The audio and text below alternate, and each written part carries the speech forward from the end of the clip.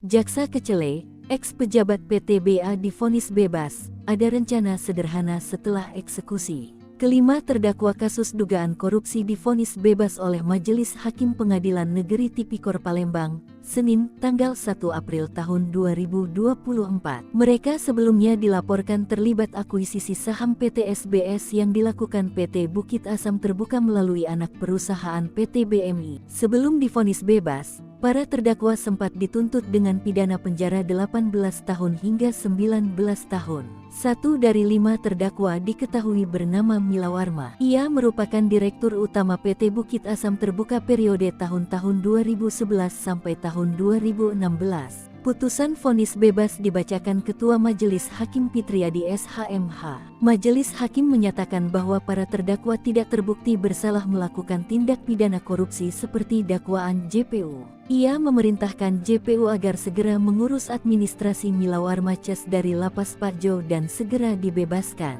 Sementara JPU Hermansyah SH yang menanggapi putusan Majelis Hakim mengatakan pihaknya akan mengupayakan kasasi. Mengutip sripoku.com, para keluarga, sahabat, dan karyawan PT BA terlihat memanjatkan doa sebelum mendengarkan putusan vonis. Sampai akhirnya mereka menangis haru ketika mengetahui kalau para terdakwa divonis bebas. Pelukan disertai tangisan haru dan sambutan hangat dari orang terdekat kepada kelima terdakwa memenuhi ruangan pasca sidang ditutup. Milawarma sendiri tak kuasa menahan emosinya. Memasang wajah haru dan sedih, ia meladeni pelukan dan jabatan tangan dari para kerabat dan keluarga. Alhamdulillah.